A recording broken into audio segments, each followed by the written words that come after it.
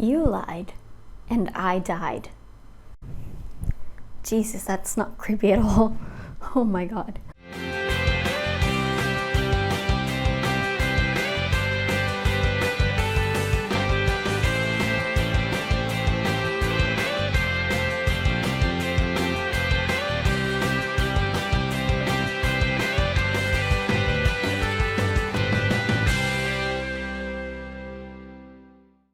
Hi everybody, Carla here. It's been a while. I know I've been super busy, as you might imagine, but I'm trying to get a little bit back into the groove of things.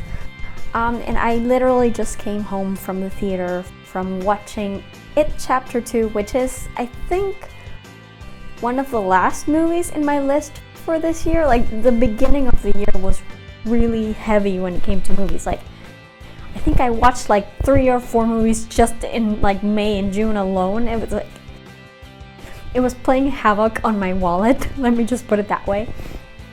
And the past few months have been really light as far as movies are concerned. So It Chapter 2 is kind of almost at the end of my list. I had something like 16 movies to watch this year when the year started. It went down a bit because some movies shifted. Artemis Fowl, I'm looking at you.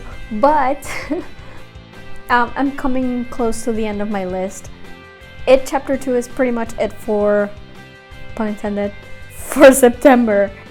And I don't get to see anything else until I go back home in December, which, yay, because movies are cheaper back there. So that's good for my wallet.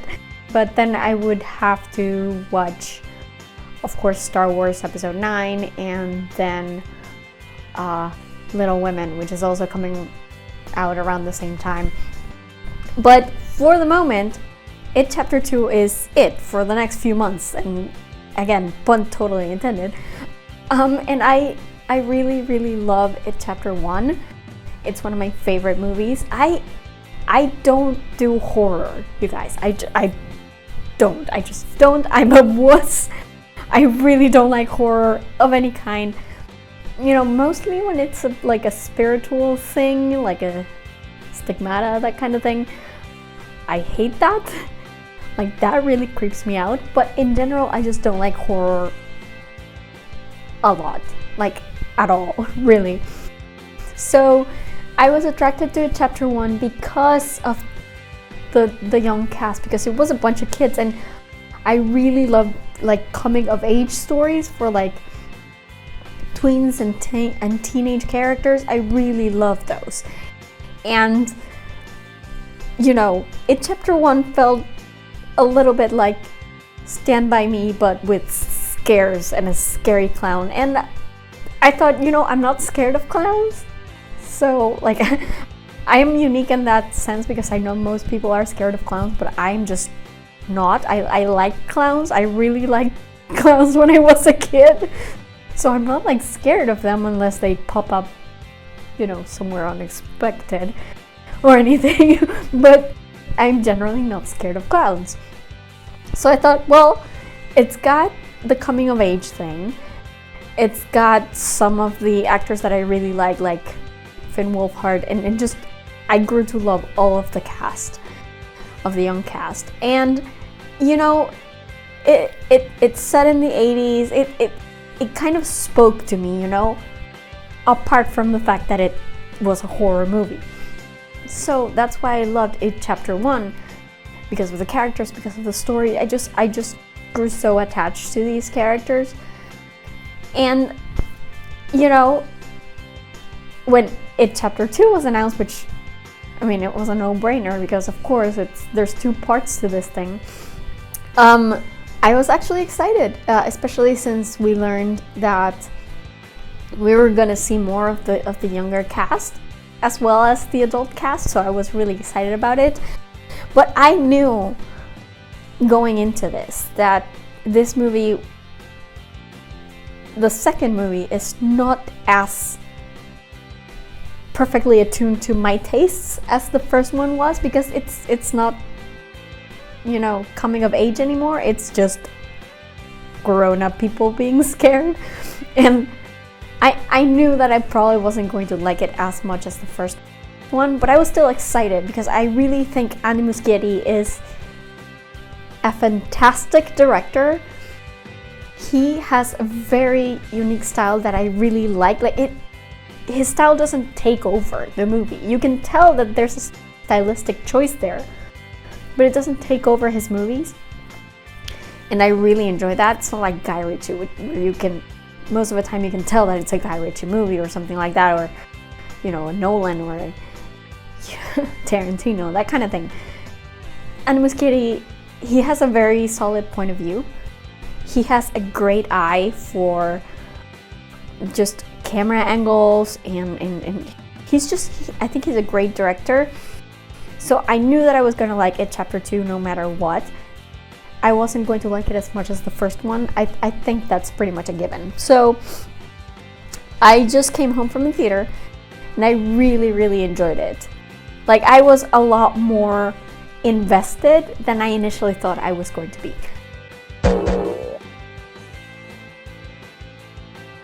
So I'm going to review it today, hopefully really fast, because I really don't have time to be editing like an hour-long video, so I'm gonna try to be quick with this one.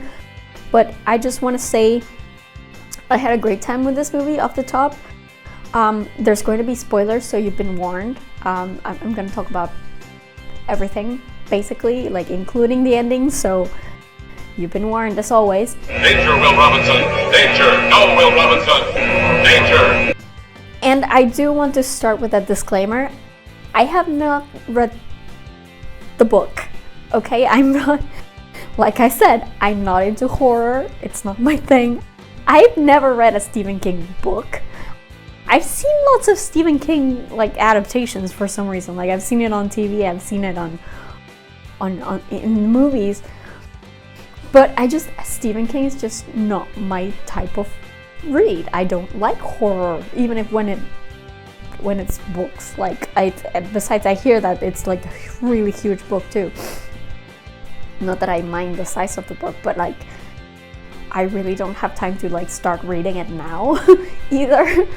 So it's never been my thing. So if I say anything like I'm surprised by this thing, don't come at me like that's in the book, you dummy.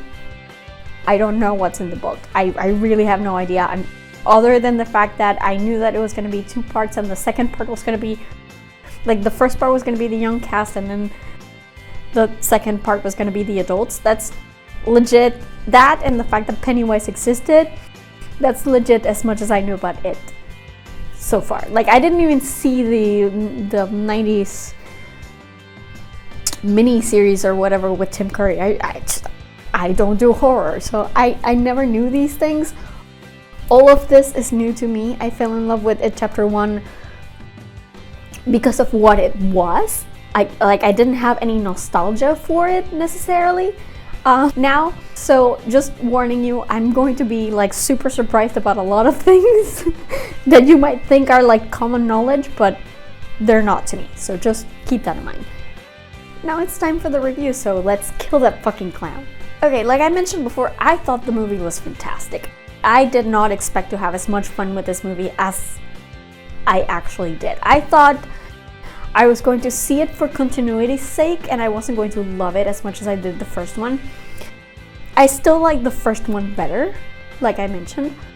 I mean, I knew this. It's hard to top a coming-of-age story for me, because I love coming-of-age stories so much. Like, stories that deal with a group of, I don't know, middle grade or teenage kids who are sort of figuring out the dynamics between them and trying to understand themselves and their place in the world.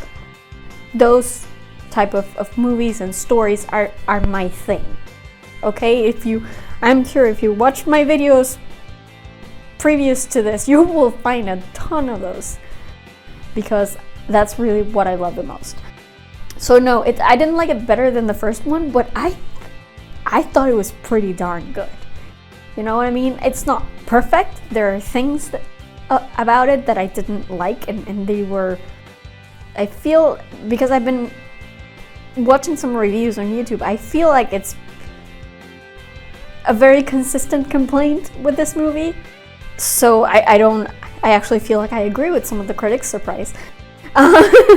So, but yeah, it's not perfect, but I still really had a good time. The main concern for me, and I think this is the one I've been talking about, that many of the critics seem to share with me, is that it did lag a little bit in the middle.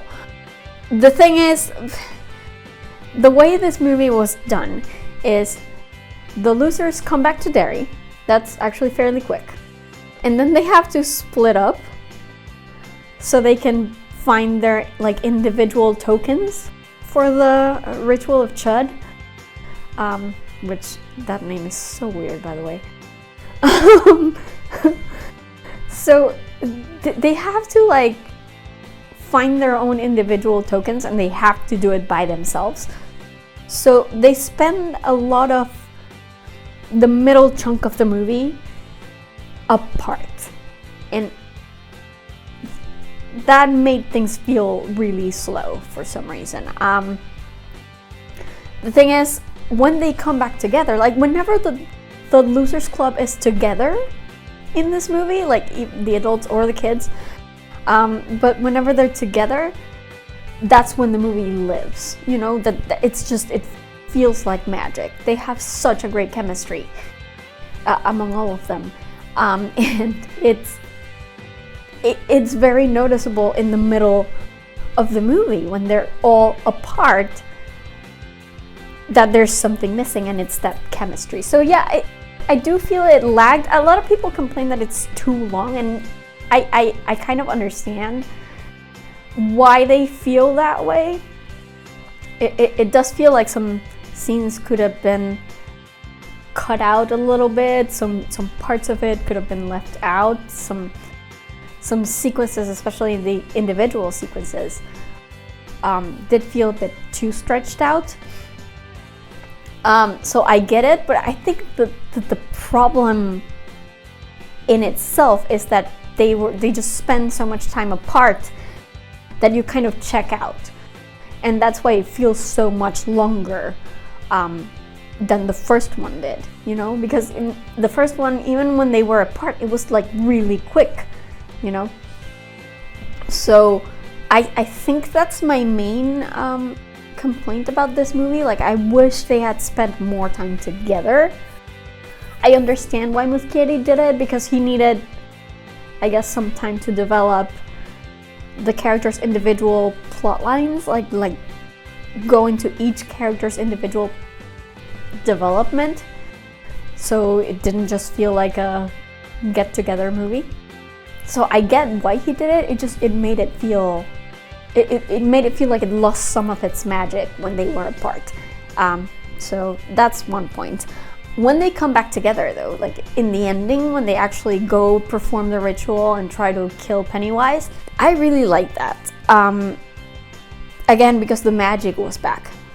One thing about the ending, though, is that when they go ahead and try to defeat Pennywise by like calling him a clown over and over and over, and just like belittling him and making him feel small, so he literally becomes small. That's kind of a little cheesy. I assume this is directly from Stephen King himself. I don't think Muschietti would change the ending that much, but it felt very Power of Friendship-y to me.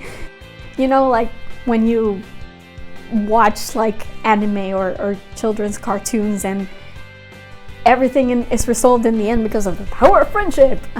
It's kind of like that, except it wasn't really friendship, it was just like self-esteem. It was very, very, I don't know, like self-helpy-ish.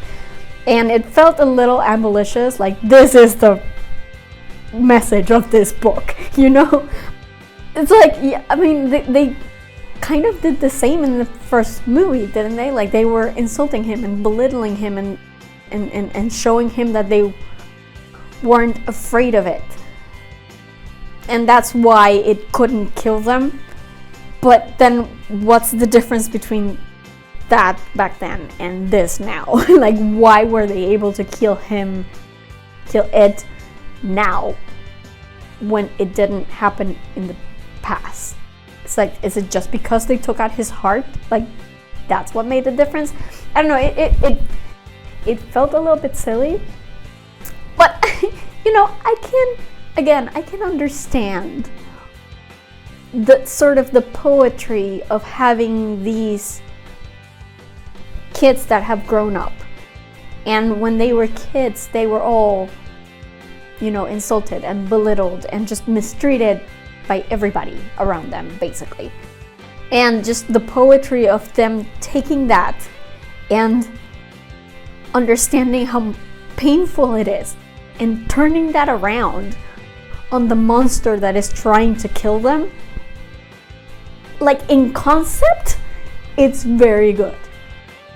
In execution, it's a little cheesy because then they're just standing there insulting Pennywise, and Pennywise is like, no, don't call me a clown, that's my worst nightmare. And I'm like, you've been a clown this entire time, dude.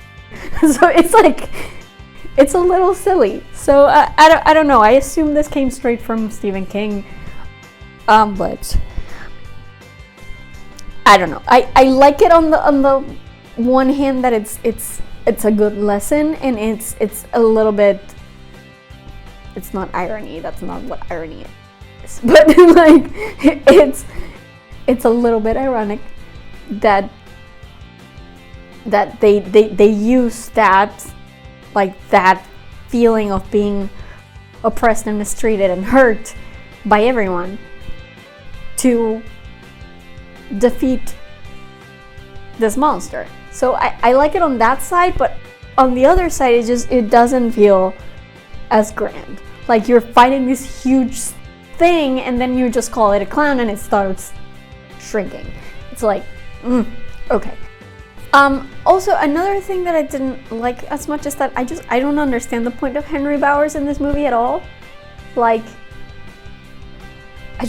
why was he there? Like, it seems like he was there to give the losers something else apart from Pennywise to be worrying about, which was, like, it made sense in the first movie, I guess, because Henry Bowers had some kind of a motivation already to like be evil and treat them like garbage, with the whole thing with his father and everything. But now he's just like this insane person who was, I assume he was still in Derry, because if he had been anywhere else, it's like, how did he get back to Derry? But anyway, I assume he was in Derry. He's in a mental hospital and he escapes. And it's just, it feels less scary, less intimidating, because he's this like mad person, you know, like mad creature, rather than someone who really is that evil, you know, like who really has a grain of evil inside of him and all he needs to do is snap. He's already snapped by this point. You know, he's a grown-up and he's nuts. He's in a mental institution. So why it doesn't feel as intimidating as he did in the previous movie. So I almost wish he hadn't been there at all. You know, and then he just always seemed to know where the losers were. Like, how was that part of the Pennywise magic or whatever? Am I supposed to assume that? It felt less psycho and more just random slasher in some B-90s movie or something. It felt weird, and I didn't find him intimidating at all. You know, he would just jump out at them and like, be like, ha ha, I'm gonna kill you. And it's just like, no, you're not scary. Get out of here. One thing I did like, and I have to mention, is that the little kids, because they're, you know, the losers were grown up, so we don't have that little kid perspective anymore. And Georgie is dead, so it's not like he can get kidnapped again. So you have these little kids who are sort of proxies for that kind of feeling, I guess. The feeling that Pennywise is going to take a child and we should all be freaking out about this. So there was the little girl at the beginning, the one with the mark here, and the little boy that Bill tries to save. So both of them were kind of XPs for Georgie, I guess. And I really, one thing I really like is that these kids actually seemed like they had some kind of agency to themselves. Like the little girl, Pennywise tries to get her to come closer, and she's like, yeah, no, you're scary. I'm not going for that. Bye. So eventually he does convince her because of the mark, rather, than her just being a dumb kid and going straight at this creepy ass clown because she doesn't recognize that he's creepy, you know? And then the boy, when Bill is trying to save him in the mirror house, in the fun house, the boy sees Bill and he's like, why are you stalking me? You know, like they actually say these things, and I think that I really like that. It seems like a small detail, but I really like that because I don't know that having the people who haven't grown up in the 80s feel this way, but the 80s and the 90s, there was a lot of famous kidnappings and just kids. There was such a fear in the 80s and 90s that kids would just get randomly kidnapped in the street, that for those of us who grew up around that time, there was a lot of sort of indoctrination or just teaching little kids, you know, if somebody in a van parks nearby and tells you to come inside with him or her to the van, don't go. Or, you know, if a stranger offers you candy, don't take it. There was a lot of indoctrination when it came to that kind of stuff. But in the 80s and 90s, there were lots of these things happening. So there was always sort of in the background that fear that kids would get kidnapped and disappear forever, you know, and just end up trapped in someone's basement for no reason.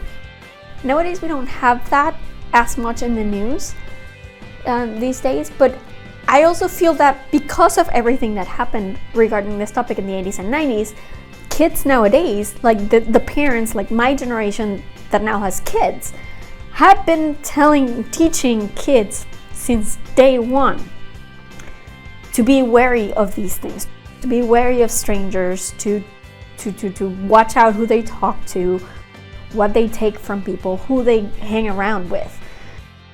So the idea that these little kids who were around Georgie's age when he died, but nowadays they're just not as trusting anymore because we taught them not to be in order to avoid these things from happening, it feels very current to me. So as soon as that little girl said, no, you're scary, I'm going away, and then the little boy's like, why are you stalking me?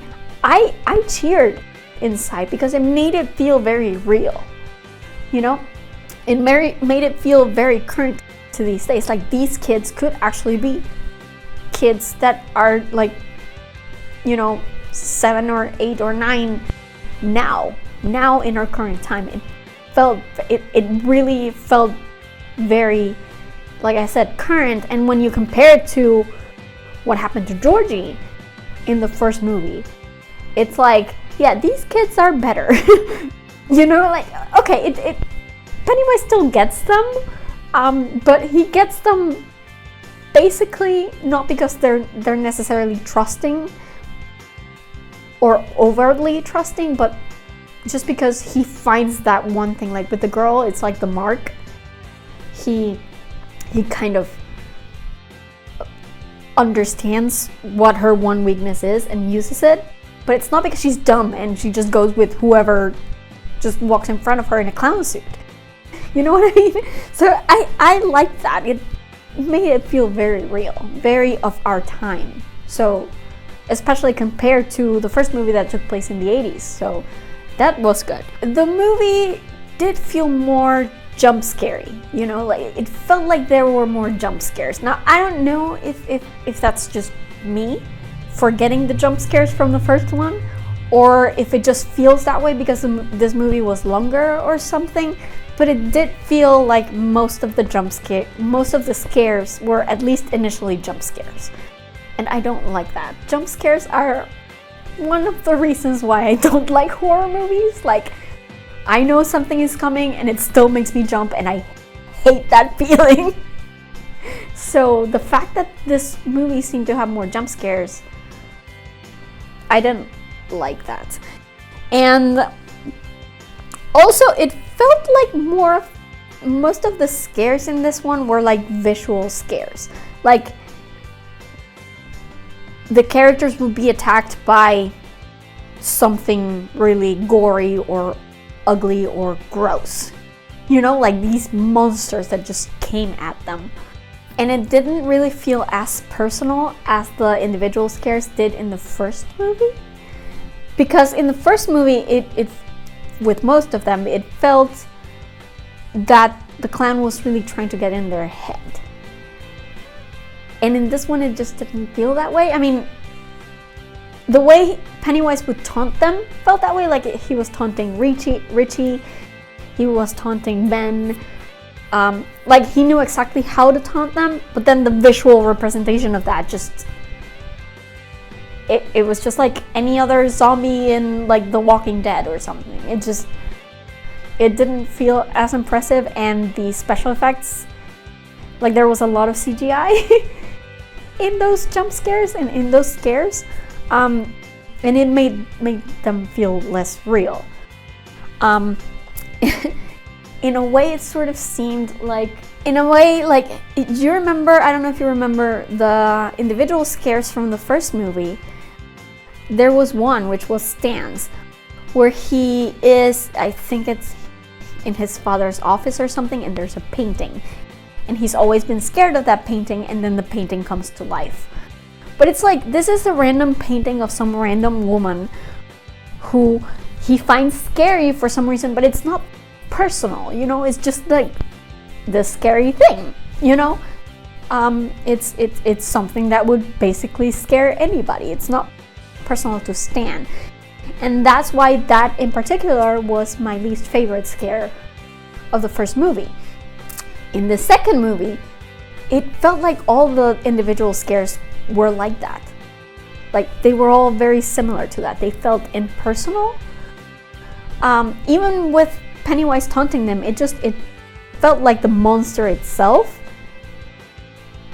felt very generic, you know? And that bugged me. Also, the CGI was not great in those. So that bugged me. That said, even though those special effects, those visual effects in particular kind of bothered me, the CGI on the ending, on the climax of the movie, like with giant spider Pennywise, I really liked that. I was expecting it to feel like a sort of like climax of Avengers kind of thing, where, you know, they're fighting like all these little things and there's a portal in the sky, and it seems epic, but it also seems like it's not real. You know, because CGI has a tendency sometimes to make things feel like they're not actually tangible. But the ending with Pennywise, it actually felt like these 6 people were down in this giant cavern fighting a giant spider, half clown monster. He really did feel tangible. I don't know if it might have something to do with the fact that because they were in a cave, everything was darker, so the special effects didn't stand out as much. It could be. But also it could just be that more of the budget went into that sequence, because Pennywise just, like I said, the giant spider Pennywise just always felt very real, very solid, very heavy to me. And these characters actually felt like they were in danger when it was trampling around behind them. and they were running away. It really did feel, solid. So I actually quite like that sequence. Speaking of more special effects and visual effects though, I think it became common knowledge that the kids, like the younger kids, would get de-aged a little bit because they've grown up so much since they filmed the first movie. So now they're all like 4 years older, and they've been through puberty, they've grown a lot and they've changed a lot. So with the new cast, the younger cast, they would have to de-age them a little bit so it still looked like they were around the same age in the same summer as in the first movie. So this became public knowledge some weeks before the movie came out, and I was sort of bracing for that. But actually the de-aging looked okay for the most part. I mean, with some of them you can tell just because, like Finn Wolfhard and Jack Dylan Grazer, I've seen stuff with them recently. Like Finn is in Stranger Things, so obviously I know what he looks like right now. And Jack Dylan Grazer was in Shazam, and he's a lot older too. So like, of course I know what they look like right now, so I could tell that they were de-aged. You can tell. But it didn't bother me. It looked fine. They didn't look like weird at all until they started speaking. Particularly Richie, because he speaks so fast. Because he's the trash mouth. But he speaks so fast that when he was speaking, especially in his case, it was like the CGI on his face couldn't match up with the sounds that were coming out of his mouth. So it's when they spoke that you kind of realize that. It happened also with Eddie a few times. Most of the others spoke slowly, so it wasn't as noticeable. But yeah, when Richie or Eddie, when they were talking or just arguing with each other and stuff, yeah, you could tell. But other than that, it didn't really bother me when they were mostly, just hanging around and not necessarily talking as much. It looked fine. One thing that did look a little bit off is that Finn is now the tallest of the group, like by this point. But Richie wasn't the tallest in the first movie, and it's kind of very obvious. And even when Richie was by himself, like young Richie was by himself, you can sort of tell that his legs are really long now.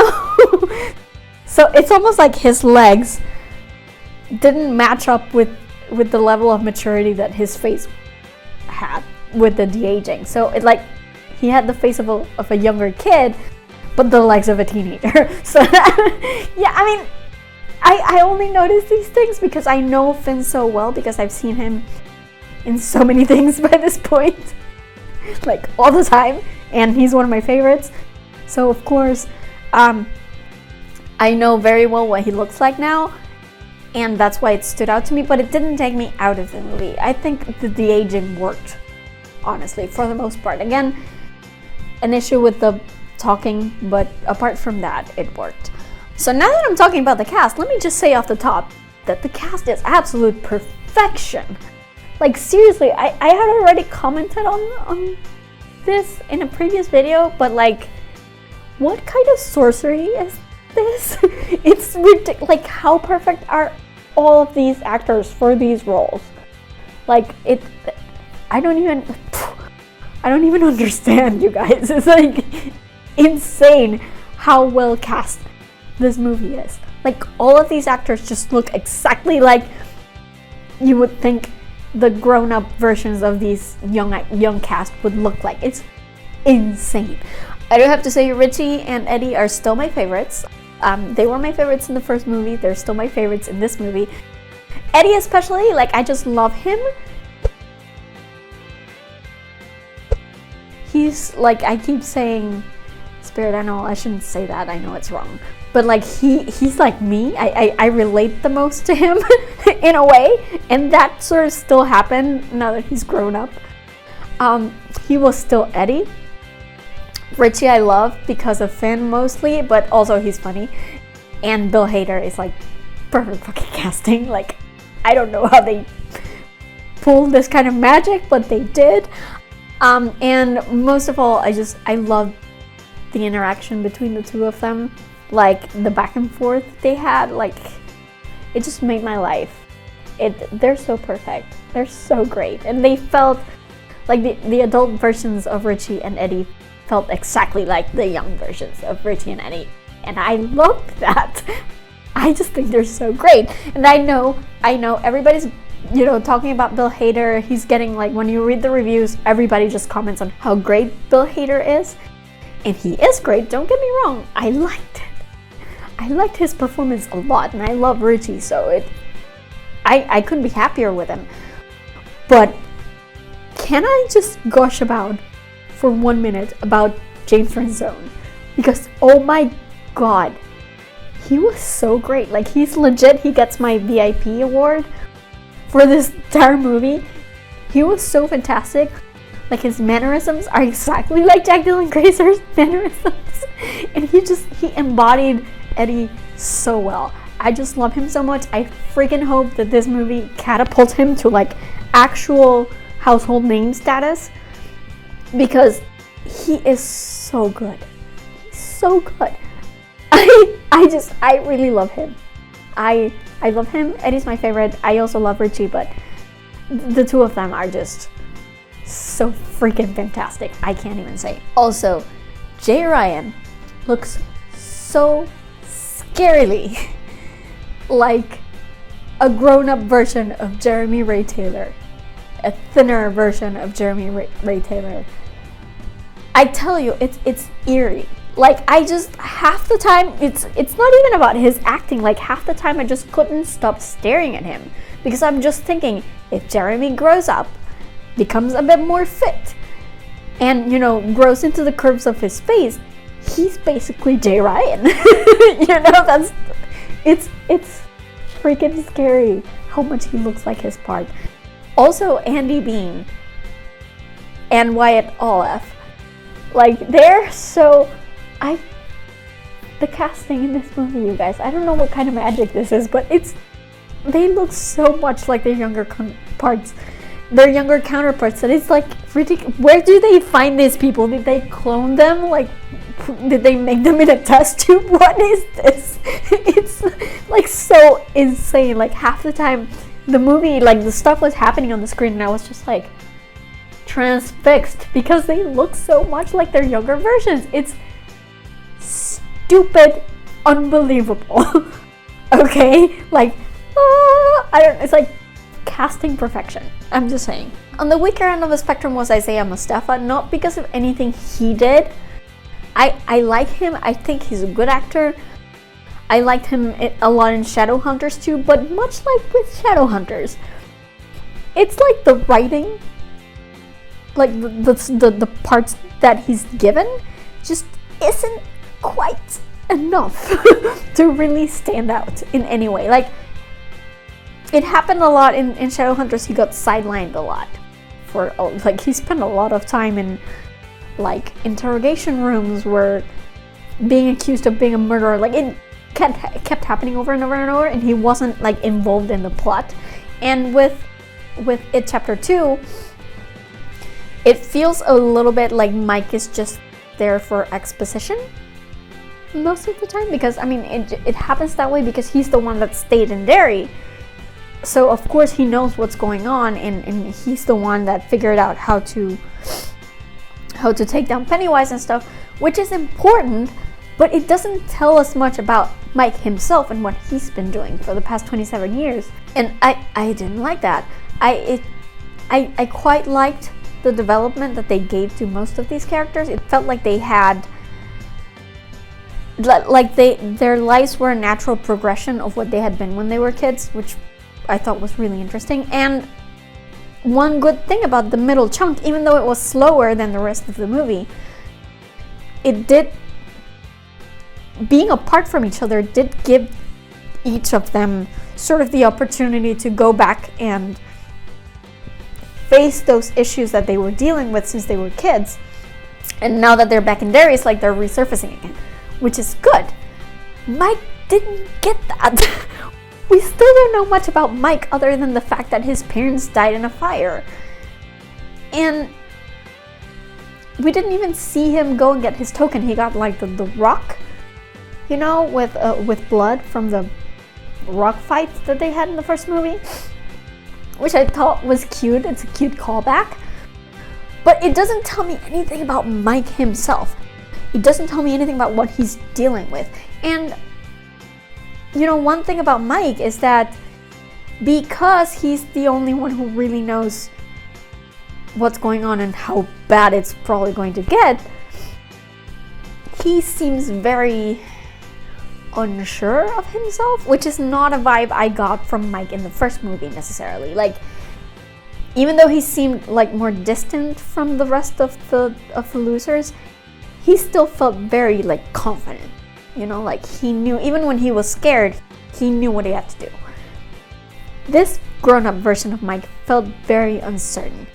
Like, he almost stuttered more than Bill did, which is weird because Bill is the one that stutters and Mike was just scared most of the time, or caught off guard most of the time, but he stuttered a lot. And I don't know, I mean, I feel like they failed Mike with this movie. So I would have liked to have seen more from Isaiah Mustafa. I think he can give more. It's just the writing doesn't give him enough to actually get him to stand out from the rest. So yeah, that's one thing. That kind of sucks. I really did like what they did with Bill.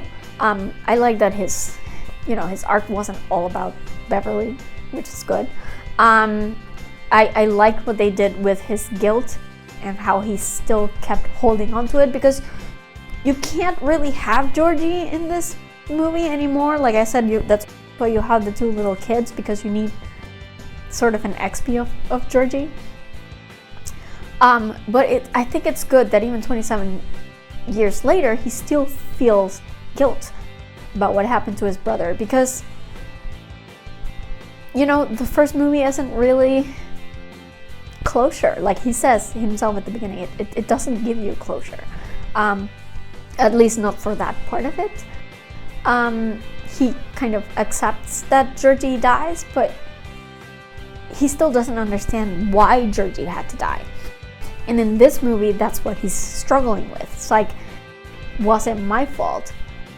Was it because of me that Pennywise chose Georgie? So I really like that. And I really like the confrontation between like him and Georgie, and then him and himself. And it was really good. It gave Jaden Lieber a lot more to do, which I enjoy. He had some great scenes in there, by the way. Also, I just want to point out that McAvoy's US accent is actually quite good. So I don't know why I was expecting it to be terrible. I mean, it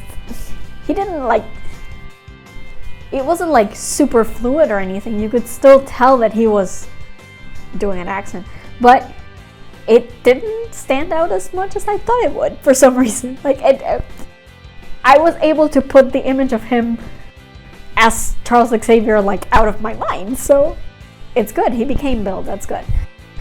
So yay, McAvoy, you have a good accent. And just in general, I had a great time with this movie. I laughed a lot more than I thought I was going to. It was really funny, but funny in a good way. Like, it didn't feel out of place. I jumped a lot because there were a lot of jump scares. So I guess if Muschietti was going for that, then I guess job well done. It's not my thing, but you know, people like being scared in movies. I don't, but whatever, it's a thing.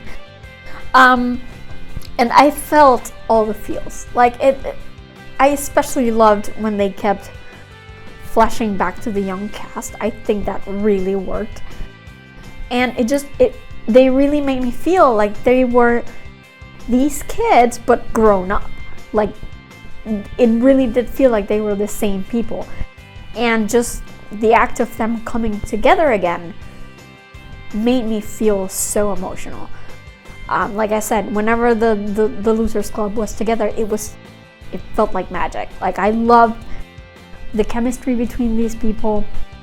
I mean, it's a bit of a pity that Stan had to go out the way he did, because yeah, he didn't get to meet again with the others, but it still felt, you know, like they were rekindling this friendship in a very Stand By Me-ish type of way. And even then, Stan felt very present as well. So I really enjoyed that. And it might not be a coming of age story anymore, but it feels like a friendship story, which I enjoy, because then it makes me nostalgic for their friendship when they were kids and they were coming of age. And I think it really, really worked. So yeah, I do think this had good heart to it. I really enjoy how Muschietti is able to do that, to weave that in, those emotional moments, while still dealing with this huge monster that's trying to kill them all. So yeah, I think, like I said, I didn't like it as much as the first one, but I think it's a good, solid movie. It's really great. It's very entertaining, and overall I think it is an amazing duology. I really think that they've done justice to these movies. Like, I think these movies will age much better than the miniseries from the 90s did. So these definitely feel more epic in scope, and I give Muschietti all the respect in the world.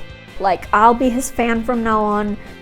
Whatever he does, I'm in. I hear he's directing The Flash, so that'll be interesting to see. I've been waiting for the Flash movie because I really like Ezra, and the little bits of him that I've seen, because I didn't see Justice League, but like the little bits of him that I've seen from like clips and stuff, I really enjoyed. So I'm looking forward to seeing what Muschietti does with The Flash. It's going to be interesting, but I really do trust him as a director. I think he has a super great future ahead of him, and it's also really cool because he's Argentinian, so Latin American directors are leaving more of a presence in Hollywood, and I think he can be one of the greats. So I'm really happy with this movie. I really enjoyed it. I'm definitely getting it on Blu-ray when it comes out, and now I can go back to my quiet existence of never seeing horror movies ever again. Like, the two It movies were the exception to the rule. I don't need to see any more horror, thank you, I'm good for life. Bye! That's it. So yeah, I really, really enjoyed this movie. I'm quite happy with it. I was hoping it was going to be good, and it didn't let me down. It's not a perfect movie, like I said. I've talked at length about my complaints, but it's good. It's really entertaining. Definitely something that you need to see in theaters. So if you haven't yet, be sure to do that. It's especially scary in a dark theater. like the 70 times I jumped, it's gonna, it tells you something. So it's something that you need to see in theaters. So yeah, go and do that. So I guess that's it for my review. I don't know if I'll be able to record more of these very often in the next few months, because I do have to submit a first year report in November. Like I mentioned this before, but I'm doing a PhD now. That's why I've been so busy, and I have to submit my first year report in November, and it's dependent on that I continue my candidacy. So it's a really huge fucking deal, and I have to write it, and prepare for it. So I might be a bit too busy to do more of these videos in the near future, but I'm gonna try. Like just last week, I finished catching up with the Attack on Titan anime, and I am currently now trying to catch up with the Attack on Titan manga. So I may come back and do a quick video about that, because I really liked the last season of the anime. I thought it was really good, and the manga, the story is even better in the manga. So of course I might come back and do a video for that. I'm not sure yet. I'm gonna try though, so keep an eye out for that. In the meantime, if you like this video, give me a thumbs up. If you like my stuff, please subscribe to my channel. I'm always happy to see people liking and sharing and commenting and subscribing. It really does help me a lot with YouTube algorithms, which, you know, can be a bit of a bitch. So, you know, do that. In the meantime, you can find me on social media. I am on Twitter and Instagram at girlsareweird with underscores between the words, and on Tumblr at girlsareweird with hyphens between the words. You can find a Facebook page for this vlog at facebook.com/FreakingNarnia, and also a specialized Twitter profile at FreakingNarnia_, where you can get a curated version of my main Twitter profile, except without all the politics and personal stuff and sciencey stuff and you know, that kind of stuff. It's just fandom. So if you want to get my thoughts on fandom stuff exclusively, you want to follow FreakingNarnia_. And as always, remember that you can visit my main website at FreakingNarnia.com. All my videos are up there, so in case you want to catch up to what I've done in the past, it's all uploaded there for you to see. Also remember that I have a Redbubble store where I make art based on my favorite quotes from my favorite fandoms, and then you can use that art and print it on different kinds of merchandise, such as t-shirts, computer covers, coffee cups, that kind of stuff. So be sure to check that out and maybe purchase something if you're in the mood. It really does help me a lot. Also remember that I do have a Patreon page. If you guys want to see these episodes in podcast form, which you can also look for Talks from Freaking Narnia on your favorite podcast distribution platforms. You should be able to find these videos in podcast form, but I'm not all caught up yet to the most recent videos. However, if you want to get the most recent videos in podcast form, you can go to my Patreon page at Freaking Narnia on Patreon, and if you subscribe, you can get this video in podcast form on the very same day that it goes up on YouTube. So if you're more into podcasts and that's more your thing, you might want to do that. And that's about it from me today, you guys. I really enjoyed this movie. I hope you guys do as well. And that's gonna be it. I will see you guys next time with another talk from all the way in Freaking Narnia. Let's kill fucking clown. So that's why I love It Chapter 2, because the characters, because of the story, just it felt very power friendship it. How great Bill Hader. Also, Jack Ryan looks